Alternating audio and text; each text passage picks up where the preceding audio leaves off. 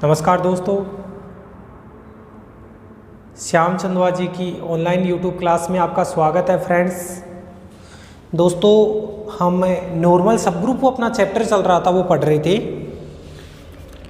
5वीं थ्योरम मैंने नहीं बताई थी, मैंने बोला था कि भाई अगले चैप्टर में देखेंगे, तो इससे अगले लेक्चर में देखेंगे। तो इस लेक्चर में मैं 5वीं 7वीं 6वीं हो गई अपनी और 8वीं 3 थ्योरम और बताता हूँ।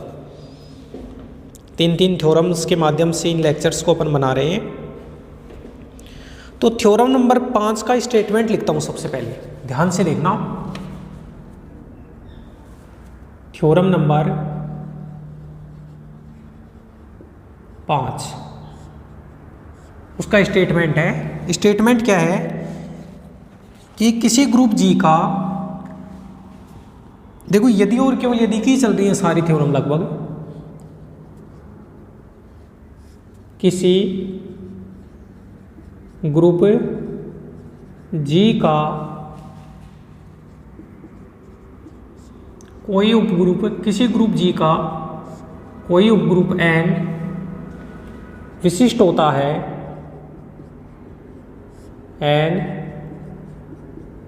विशिष्ट होता है, किसी ग्रुप जी का कोई उपग्रुप n विशिष्ट होता है यदि और केवल यदि और केवल यदि किसी ग्रुप जी का कोई उपग्रुप n विशिष्ट होता है।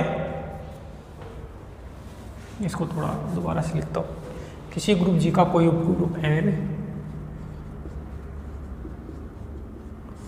विशिष्ट होता है यदि और केवल यदि, लिख रखा है कि जी में n के किन्हीं दो लेफ्ट या राइट कोसेट का गुणनफल है वो n का एक लेफ्ट या राइट कोसेट होता है। यदि और केवल यदि g में n के दो वाम, या वाम के ब्रैकेट में लिख लो दक्षिण, जैसा वाम के लिए कंडीशन लागू है वैसे ही दक्षिण के लिए। यदि g में n के दो वाम या दक्षिण सहसमुच्चयों का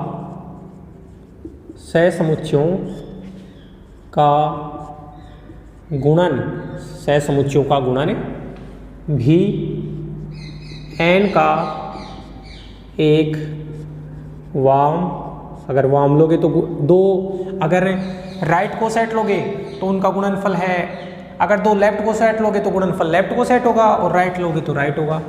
वाम या दक्षिण सहसमुच्चय होता है।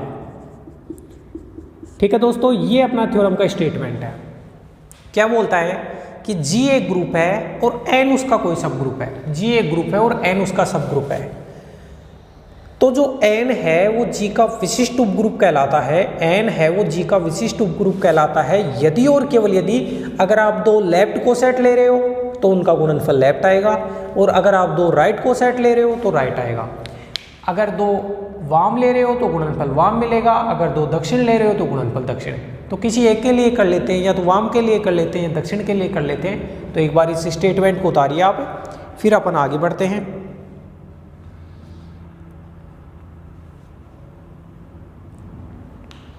ओके फ्रेंड्स, चलो ठीक है। तो वाम के लिए कर लो या दक्षिण के लिए कर लो, एक ही बात है। एक बार विशिष्ट लेके चलो और ये बता दो कि भाई दो लेफ्ट कोसेट या राइट कोसेट है, उनका प्रोडक्ट राइट कोसेट आ रहा है, फिर ये लेके चलो उल्टा बता दो। तो मेरे को क्या लिखना है सबसे पहले इस थ्योरम में, प्रूफ पार्ट में देखो भाई, जो दिया है वो लिख देते हैं। दिया गया है कि G एक ग्रुप है, G एक ग्रुप है तथा N बताओ क्या है इसका, सब ग्रुप है, तथा N इसका कोई सब ग्रुप है, तथा N इसका कोई सब ग्रुप है। भाई G को तो ग्रुप दिया है और N को सब ग्रुप दिया है। अब विशिष्ट मान के चल लेते हैं और ये बता देते हैं। तो नेसेसरी कंडीशन, नेसेसरी कंडीशन, जिसको आवश्यक शर्त बोला जाता है। क्या है दोस्तों नेसेसरी कंडीशन में? ये मैं लिख लेता हूं कि माना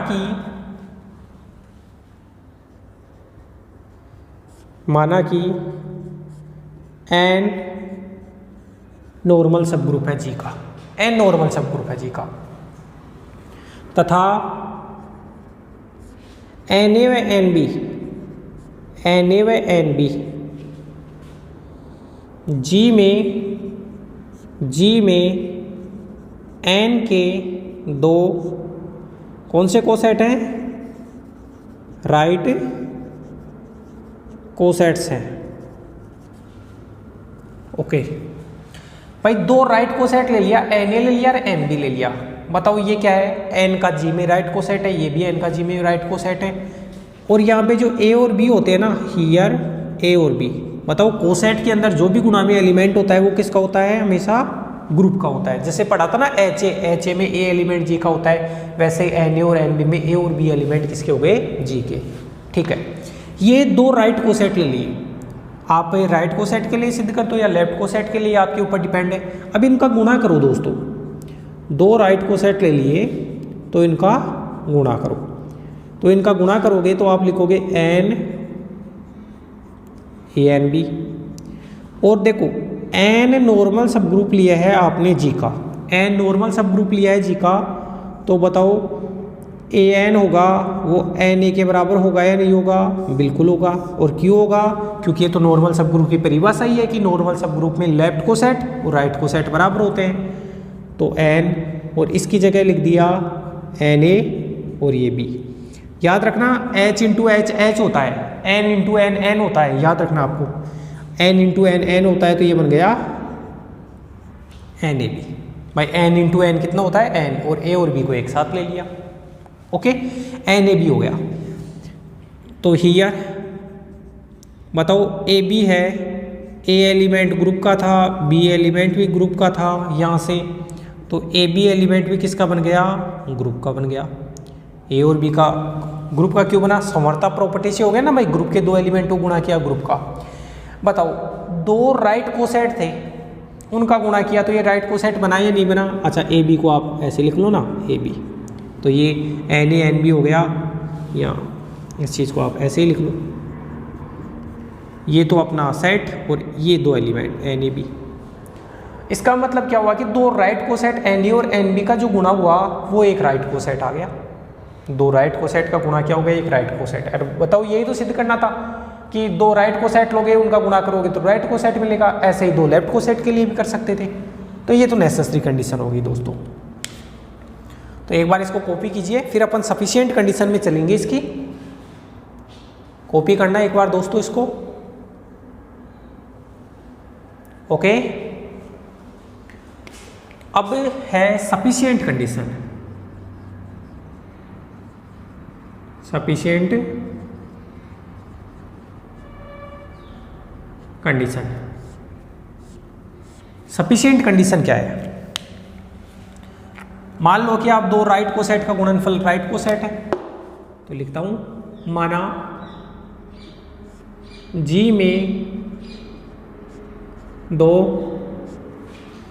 दक्षिण सहसमुच्चयों का गुणनफल, दक्षिण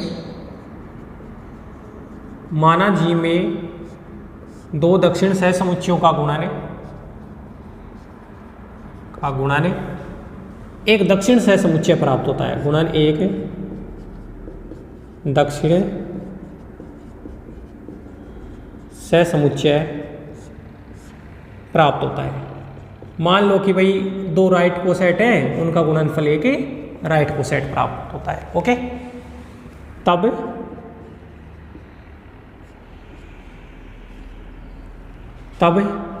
A बिलोंग्स टू G के लिए, तब A बिलोंग्स टू G के लिए Na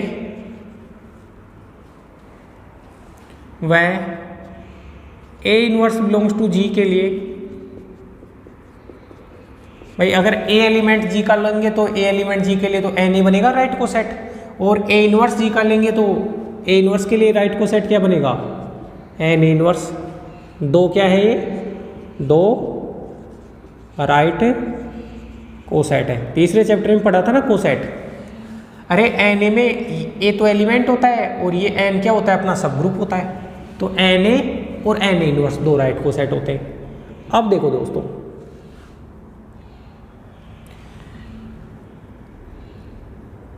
यहां से देखो ए बिलोंग्स टू जी के लिए एन ए और ये हो गया अपना एन ए और एन ए इनवर्स को अगर आप गुणा करोगे, एन ए और एन ए इनवर्स को आप गुणा करोगे तो बताओ क्या आएगा। ए एलिमेंट आपने जी का लिया तो एन ए और एन ए इनवर्स हैं वो दो राइट को सेट हो गए, तो इनका गुणनफल जो होगा, इनका गुणनफल जो होगा वो भी एक राइट को सेट होगा। ए एलिमेंट जी के लिए एक बार देखना, मैं ये लिख लेता हूं, मान लो ए एलिमेंट जी के लिए एन ए व एन ए इनवर्स दो राइट। इसको देखते हैं ये कवर हो पा रहा है या नहीं। हाँ हो पा रहा है। ए बिलोंग्स टू जी के लिए एन ए और एन ए इनवर्स दो राइट कोसेट है, कोसेट है तथा इनका गुणन है, तथा इनका गुणन, बताओ इनका गुणन क्या है, एन ए इनवर्स है। भाई दो राइट कोसेट ले लिए एन ए और एन ए इनवर्स, और देखो ए एलिमेंट जी का है तो ये बताने की जरूरत नहीं है कि ए इनवर्स भी ऑटोमेटिक जी का होगा। भाई एन ए में जो कोसेट होता है उसमें ये एलिमेंट जी का होता है, ये भी जी का हो गया, तो इनका गुणनफल ये हो गया और ये इनका ये गुणनफल है। और बताओ ये राइट कोसेट है, ये राइट कोसेट है, तो ये भी क्या हो गया, राइट कोसेट।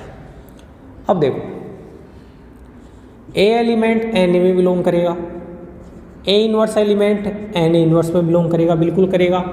तो इन दोनों को जब गुणा करेंगे ए इनवर्स से तो वो किस में बिलोंग करेगा, एन ए इनवर्स।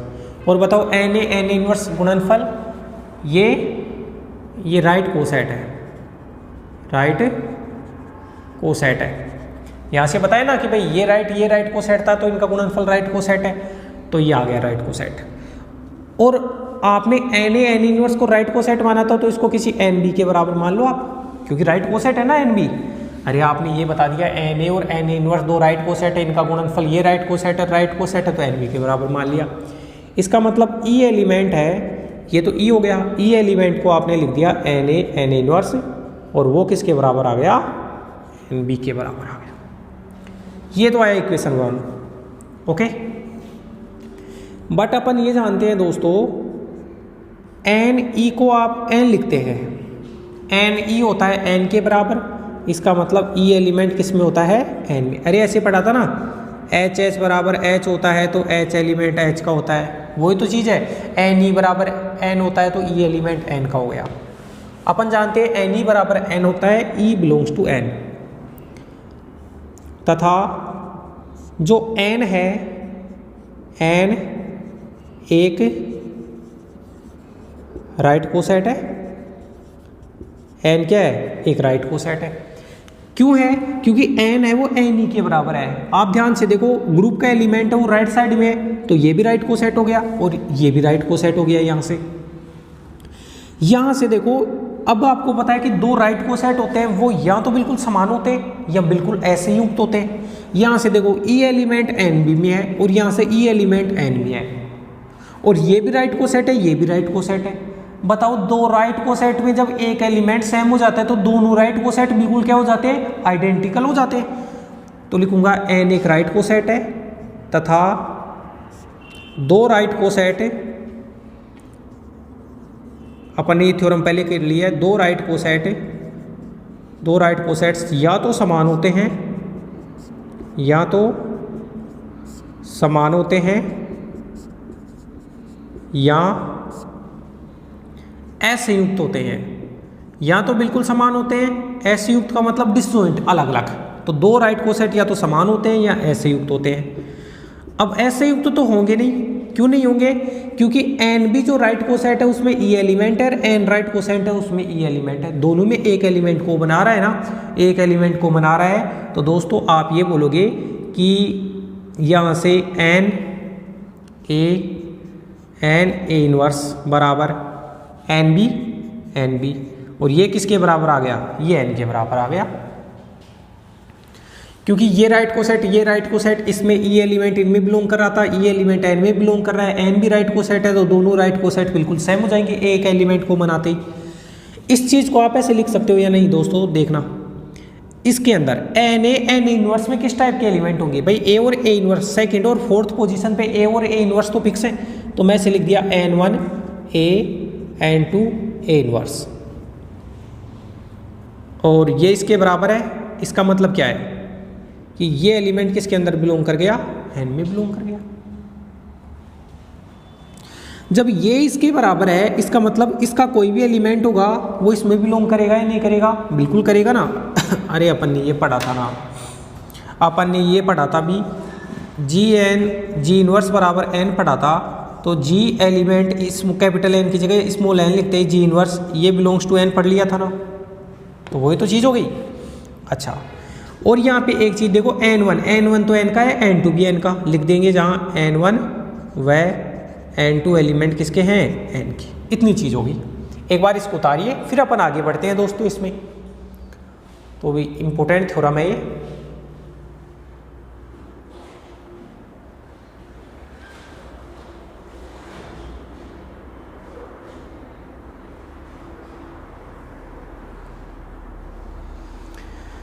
यहाँ से देखो n1 एलिमेंट n का, a n2 इसका इनवर्स, ये n में हो गया। अब देखना आगे, इधर से हटा देता हूँ मैं थोड़ा,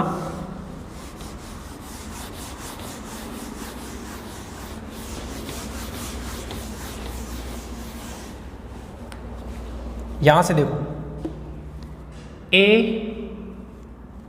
n1 a n2 a inverse ये बिलोंग कर रहा है n में।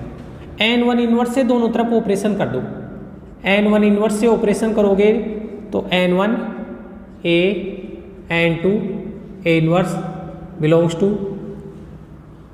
इधर किया है तो इधर भी करना पड़ेगा, n1 इनवर्स से n। ओके फ्रेंड्स, अब देखो आप, n1 एलिमेंट है कैपिटल n का, n1 एलिमेंट है कैपिटल n का, तो n1 इनवर्स होगा वो भी कैपिटल n में होगा। कैपिटल n सब ग्रुप है, सब ग्रुप अपने आप में ग्रुप होता है, ग्रुप में प्रत्येक एलिमेंट का इनवर्स होता है। तो बताओ आप n1 इनवर्स n को n के बराबर लिखोगे या नहीं। h एलिमेंट कैपिटल H में होता है तो h बराबर h होता है ना, और वही तो चीज़ अपने को करनी है। यहाँ से n1 इनवर्स n1, ये an2 a inverse belongs to, इस पूरे किस में बिलोंग कर गया, n में, इस पूरे की जगह ये मान रख दिया। तो ये तो आइडेंटिटी हो गया, तो इसको लिखने की जरूरत नहीं है। तो an2 a इनवर्स ये किस में बिलोंग कर गया, n में।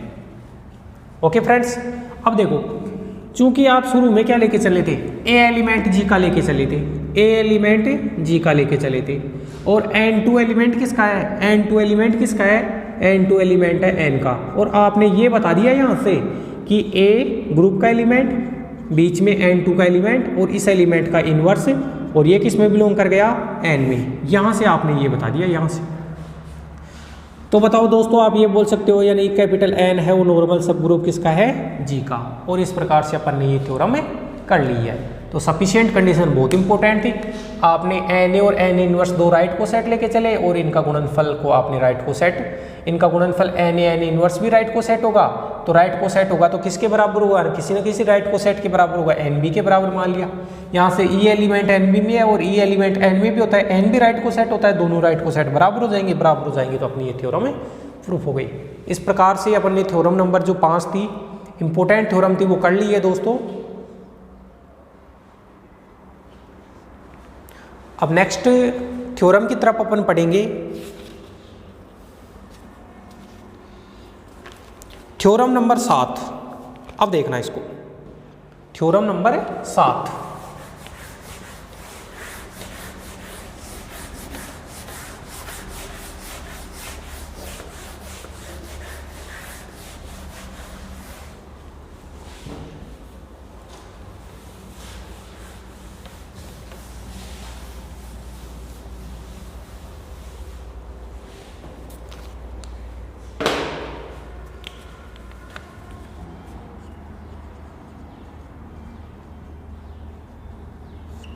थ्योरम नंबर 7 क्या है कि यदि ग्रुप जी का उपग्रुप H है, यदि ग्रुप जी का उपग्रुप H है। भाई H तो सब ग्रुप दिया है जी का, H को तो सब ग्रुप दिया है और N को नॉर्मल सब ग्रुप दिया है जी का, N को नॉर्मल सब ग्रुप दिया है भाई जी का। तो नॉर्मल है तो वो भी सब ग्रुप तो होगा ही ना। तो जी कोई ग्रुप है, H उसका उपग्रुप है और N को नॉर्मल सब ग्रुप है जी का। तब सिद्ध करो कि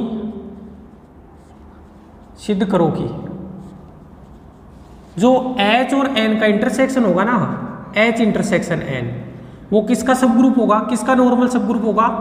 तब सिद्ध करो कि H इंटरसेक्शन N है वो नॉर्मल सब ग्रुप होगा H का। तब सिद्ध करो कि H इंटरसेक्शन N H का नॉर्मल सब ग्रुप होगा, जबकि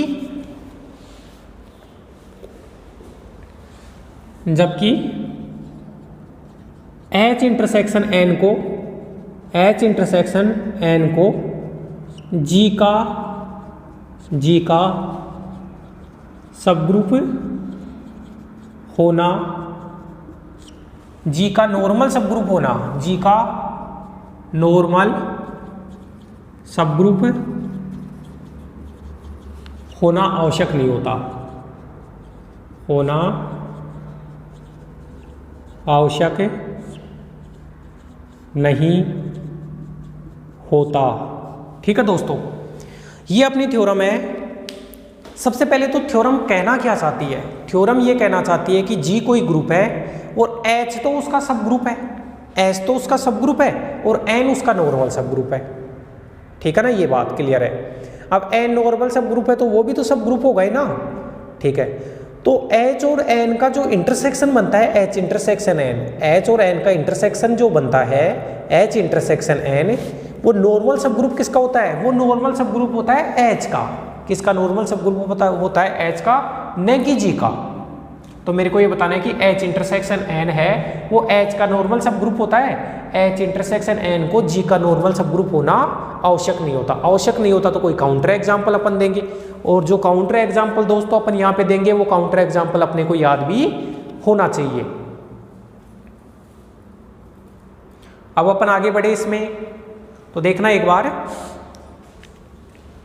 प्रूफ पार्ट में वेरी इंपॉर्टेंट थ्योरम है, बहुत इंपॉर्टेंट है, स्टार पॉइंट लगा के ध्यान रख लेना चाहिए इसको। दिया गया है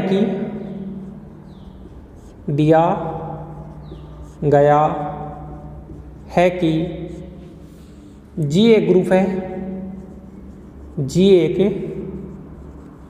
ग्रुप है तथा एक तो H को तो सब ग्रुप दिया है जी का, वह N को नॉर्मल सब ग्रुप दिया है जी का। ये लिख दिया भाई, H को तो सब ग्रुप दिया है, N को नॉर्मल सब ग्रुप दिया है। ठीक है ना, हम जानते हैं कि दो सब ग्रुपों का इंटरसेक्शन, भाई H सब ग्रुप है जी का, N नॉर्मल सब ग्रुप है जी का, तो N है वो नॉर्मल है तो सब ग्रुप तो होगा ही ना। हम जानते हैं कि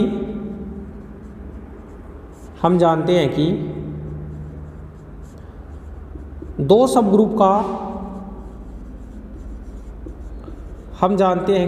ग्रुप का सर्वनिष्ठ इंटरसेक्शन, दो सब ग्रुप का सर्वनिष्ठ भी एक सब ग्रुप होता है, भी एक सब ग्रुप होता है। ये चीज हम जानते हैं कि अगर दो सब ग्रुप लोगे ना तो उनका इंटरसेक्शन भी एक सब ग्रुप होगा, अर्थात H इंटरसेक्शन N, भाई ये भी सब ग्रुप है और ये नॉर्मल है तो ये भी सब ग्रुप है, H इंटरसेक्शन N G का सब ग्रुप होगा, H इंटरसेक्शन N है वो G का सब ग्रुप होगा। कैसे, अरे H सब ग्रुप है, N नॉर्मल है तो सब ग्रुप तो बना ही था ना पहले, तो ये भी सब ग्रुप, ये भी सब ग्रुप, और दो सब ग्रुप का इंटरसेक्शन सब ग्रुप हो गया। ठीक है, पहले तो ये बताना है। तो यहां से दो स्टेप हैं। सर्वप्रथम हम यह सिद्ध करेंगे कि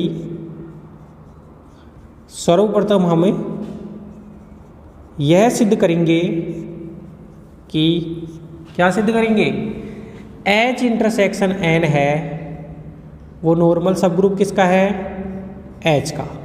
H इंटरसेक्शन N नॉर्मल सब ग्रुप है H का। ये सिद्ध करना है। तो इसके लिए क्या बताना है, इसके लिए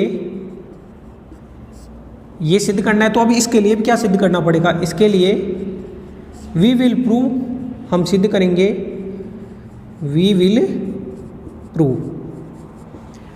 इसके लिए अपने को क्या कर सिद्ध करेंगे, पहली चीज तो ये सिद्ध करेंगे कि भाई H इंटरसेक्शन जो N है वो क्या है, H इंटरसेक्शन N है वो H का सब ग्रुप है। एक तो ये बताएंगे। भाई नॉर्मल तो तब होगा ना, जब भी दोस्तों नॉर्मल बताते हैं तो पहले तो सब ग्रुप बताओ फिर नॉर्मल की कंडीशन बताओ। तो H इंटरसेक्शन N को H का नॉर्मल बताना है, इसका मतलब H इंटरसेक्शन N को पहले तो सब ग्रुप बताओ H का। दूसरा है X एलिमेंट आप H का ले रहे हो और H इंटरसेक्शन N को नॉर्मल बताना है तो इसका भी एक एलिमेंट लेना है, और H एलिमेंट आप H इंटरसेक्शन N का ले रहे हो। तो बताओ फिर आपको क्या सिद्ध करना पड़ेगा, ग्रुप का एलिमेंट, भाई किसका सब ग्रुप है, H का, H का बताना है। तो पहले एलिमेंट इसका, किसको बता रहे हैं H इंटरसेक्शन N को, तो उसका एलिमेंट बीच में X H X इनवर्स, और इसको किस में सिद्ध करना है आपको, H इंटरसेक्शन N में। ठीक है दोस्तों, तो ये तो पहले तो मेरे को पहले तो सब ग्रुप बताऊंगा और फिर ये नॉर्मल की कंडीशन है वो बताऊंगा। अगर ये दोनों बता दूंगा तो ये चीज़ प्रूफ हो जाएगी, तो ऊपर वाला तो अपना प्रूफ हो जाएगा। अब देखो, सिंस चूंकि देखना दोस्तों H इंटरसेक्शन N है वो H का सबसेट होता है या नहीं होता, होता है बिल्कुल। क्यों होता है, H इंटरसेक्शन N में जो भी एलिमेंट आते हैं ना, पहली बात तो है कि इसमें एलिमेंट कौन से आएंगे, वो एलिमेंट आएंगे जो H और N दोनों में कॉमन है, वो एलिमेंट ही आएंगे ना। तो इसके जो सारे के सारे एलिमेंट होंगे H इंटरसेक्शन N के, वो किस में होंगे, H में होंगे। तथा H क्या है, H एक सब ग्रुप है, सब ग्रुप है। अतः H इंटरसेक्शन N H का सब ग्रुप होगा। या ऐसे मान लेता हूं कि भाई H एक सब ग्रुप है, अतः या G एक ग्रुप है,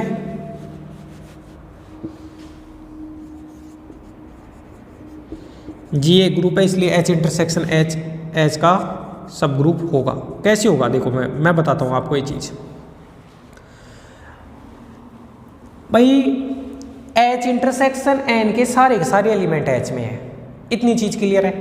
H है वो सब ग्रुप है, सब ग्रुप अपने आप में क्या होता है, एक ग्रुप होता है, ओके। और H इंटरसेक्शन N भी क्या है, एक सब ग्रुप है। तो बताओ, पहली बात तो है कि ये इसका सबसेट हो गया, H इंटरसेक्शन N के सारे एलिमेंट H में है, इसका मतलब H इंटरसेक्शन N है वो H का सबसेट हो गया, सबसेट हो गया। और सबसेट होने के बाद में ये खुद भी ग्रुप बन गया। यहां से देखो ना भाई, इंटरसेक्शन सब ग्रुप है तो सब ग्रुप अपने आप में ग्रुप होता है। अरे दोस्तों, जब H को कभी भी सब ग्रुप G का बताते हैं तो बताओ क्या बताते हैं, पहले तो ये बताते हैं कि भाई H के सारे एलिमेंट G में है। उसके बाद में ये बता देते हैं कि H है ना वो खुद भी एक ग्रुप बन गया। तो फिर मैं बोलता हूँ H को G का क्या कहा जाता है, सब ग्रुप कहा जाता है। इसके सारे एलिमेंट H में है, ठीक है, और ये खुद भी अपने आप में एक ग्रुप है। इसका मतलब H इंटरसेक्शन N है वो H का क्या है, सब ग्रुप है। एक चीज तो क्लियर होगी, ये वाला पार्ट दोबारा समझना। इसके सारे एलिमेंट H में है और ये खुद अपने आप में ग्रुप है, तो फिर इसको H इंटरसेक्शन N को H का क्या कहा जाता है, सब ग्रुप कहा जाता है। अब दूसरी चीज यहां से देखते हैं। H एलिमेंट आपने H इंटरसेक्शन N का लिया, इसका मतलब है कि H एलिमेंट H का भी हो गया और H एलिमेंट किसका हो गया, N का।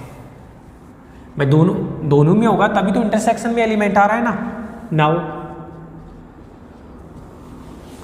अब देखो, अब देखो X एलिमेंट तो H का, X एलिमेंट H का, और यहां से H एलिमेंट H का, H एलिमेंट H का। तो आप ये बोल सकते हो या नहीं, H क्या है, H है वो सब ग्रुप है, सब ग्रुप है तो सब ग्रुप अपने आप में ग्रुप होता है, ग्रुप होता है तो बताओ X एलिमेंट H का और H का इन्वर्स भी H में होगा, भाई ये इसमें है तो इसमें ही होगा। अरे सब ग्रुप है, सब ग्रुप में तो प्रत्येक एलिमेंट का इन्वर्स होता है। अच्छा एक काम करें फिर, इन दोनों को लो एक बार, तो एक्स एच इसका और इसका गुणा होगा वो एच में होगा। क्यों होगा? क्योंकि एच सब ग्रुप है, सब ग्रुप अपने आप में ग्रुप होता है, वो ग्रुप में समवर्ता लगा दिया। अब देखो एक्स एच को ले लो, एक्स एच एलिमेंट एच का और एच एलिमेंट एच का, आप ये लिख सकते हो या नहीं कि एक्स एच एलिमेंट एच का और यहाँ से एच एलिमेंट एच का है तो एच इन्वर्स भी किस में होगा, एच इन्वर्स भी एच में होगा। भाई सब ग्रुप में तो प्रत्येक एलिमेंट का इन्वर्स होता है, और इनको गुणा करूंगा तो x H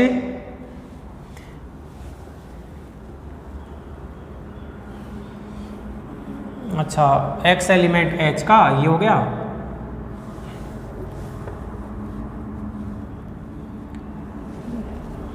x element H का ये हो गया, इनका गुणा ठीक है। अब एक्स एच तो एच का ले लिया और एक्स एलिमेंट एच का, अब एच सब ग्रुप है तो एक्स एलिमेंट का इन्वर्स हो एक्स इन्वर्स होगा वो भी एच में होगा। और अब क्यों? क्योंकि एच है वो सब ग्रुप है, सब ग्रुप में प्रत्येक एलिमेंट का इन्वर्स होता है तो हो गया। अब क्लोजर प्रॉपर्टी से वापस इनका गुणा करो, एक्स एच एक्स इन्वर्स, तो वो किस में आ गया, एच में। इसको डाल दिया इक्वेशन नंबर 1।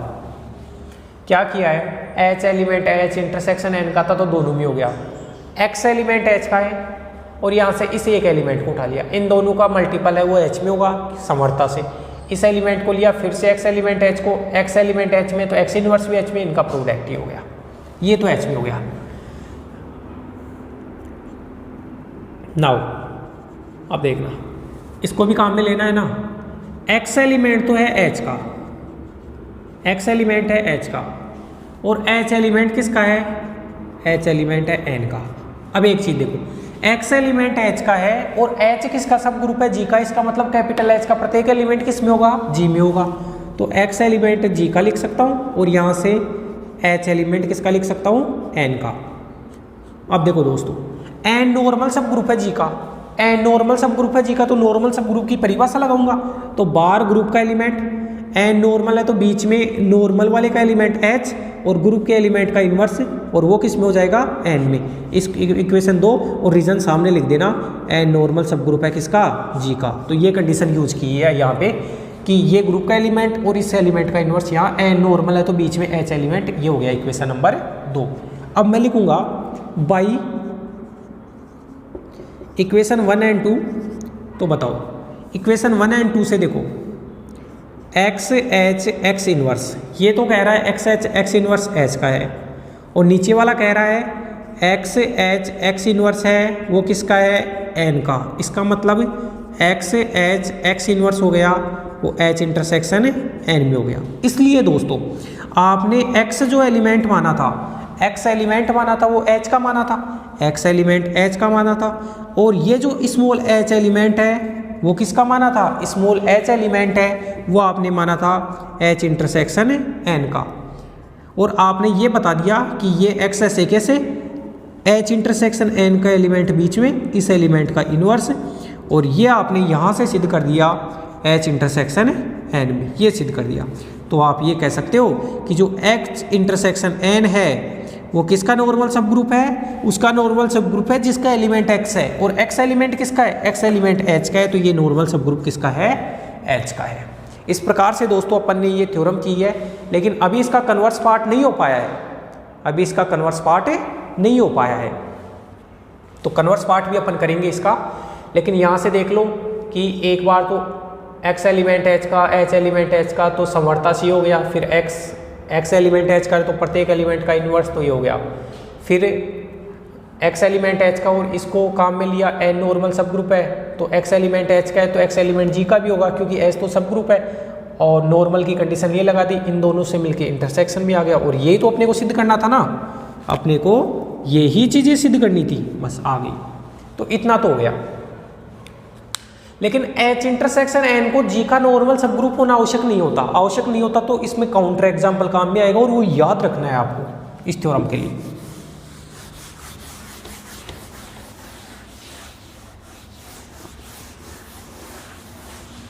लिखूंगा बट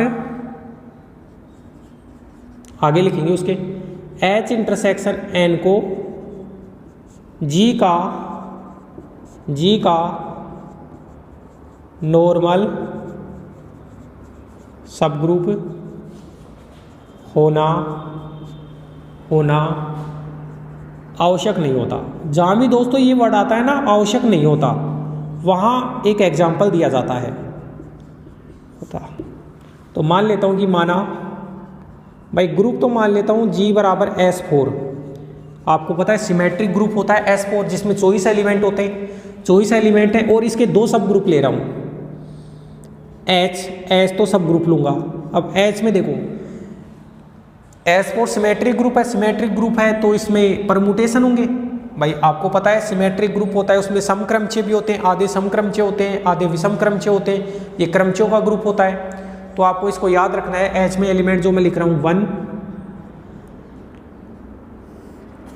1 2 3 4 1 4 3 2 याद करना है इसको कैसे भी 1 2 3 4 ध्यान रखना ये चीज़ अलग है ये अलग है। 1 2 3 4 1 3 2 4 एक के साथ 2 आ गए, एक के साथ 3 आ गए, एक के साथ 4 1 4 2 3 6 एलिमेंट हो गए हो 1 2 3 4 5 6। ये तो बन गया H। ये तो H तो सब ग्रुप है और N नॉर्मल सब ग्रुप बनाता हूँ। अब देखना एक दिन मैं आपको S4 के बारे में बताऊंगा, S4 के सारे एलिमेंटों को लिख कर बताऊंगा कि कैसे क्या बनता है। कभी देखेंगे अपन ऑफलाइन क्लासेज जो होंगी उसमें, लेकिन फिलहाल ये याद रखना है। ये देखो 1 1 2 3 1 2 4 1 2 को लेकर 2 बन गए, फिर 1 3 2 और 1 3 4 1 3 को लेकर भी 2 बन गए, फिर 1 4 को लेकर 1 4 2 1 4 3 इसको लेकर भी 2 बन गए, फिर 2 3 को लेकर 2 3 4 और 2 3 1 ये बन गए। तो 1 2 3 4 5 6 7 8 9 और बाकी के 4 एलिमेंट ये 1 2 3 4 इनमें बीच में कोमा मत लगा ना इन दोनों के बीच में, ये गुणा के अंदर हैं 2 क्रमचय 1 3 2 4 और 1 4 2 3 ये बन गया। एक बार मैं देख लेता हूँ कि अपन ने सही किया है क्या। ये 2 3 4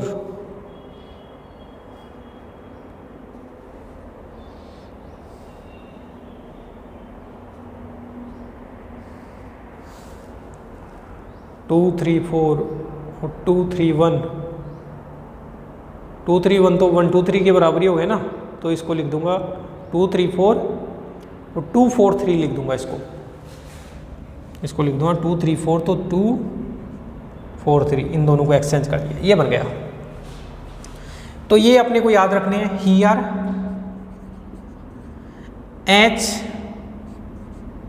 S4 का H जो है ये वो S4 का सब ग्रुप है तथा जो N है तथा N S4 का नॉर्मल सब ग्रुप है, नॉर्मल सब ग्रुप है। भाई N में एलिमेंट की नो 12, S4 में एलिमेंट 24 और आपको पता है जो जस्ट हाफ ऑर्डर का सब ग्रुप होता है ना, किसी भी ग्रुप का जो जस्ट हाफ ऑर्डर का सब ग्रुप होता है वो हमेशा नॉर्मल बनता है। तो N तो नॉर्मल हो गया और H कोई सब ग्रुप हो गया। तब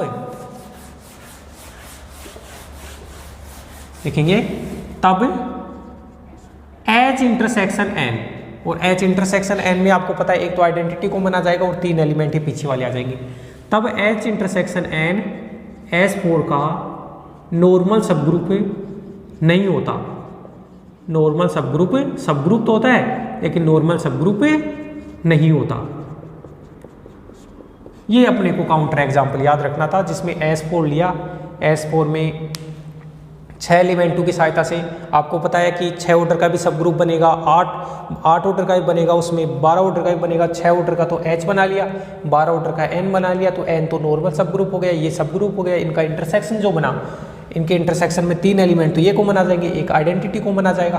तो ये जो इनका इंटरसेक्शन बना वो नॉर्मल सब ग्रुप नहीं बन रहा है। ये सब ग्रुप तो बन रहा है लेकिन नॉर्मल सब ग्रुप नहीं बन रहा है। तो दोस्तों ये थ्योरम नंबर 7 थी जो अपन ने किया है। तो अपनी 1 2 3 4 5 6 7 इतनी थ्योरम्स हो गई हैं। इसके आगे 8 9 10 11 ये अगले लेक्चर में अपन देखेंगे। कौन सी? यहाँ से 8 9 10 11 ये अगले लेक्चर में देखेंगे, फिर अपनी ये कंप्लीट हो जाएगा। तो इसी के साथ अपन इस लेक्चर को समाप्त करते हैं दोस्तों। तो अपना प्यार यूँ ही बनाए रखना और वीडियो को आप लाइक किया करो, ज़्यादा से ज़्यादा शेयर किया करो। धन्यवाद।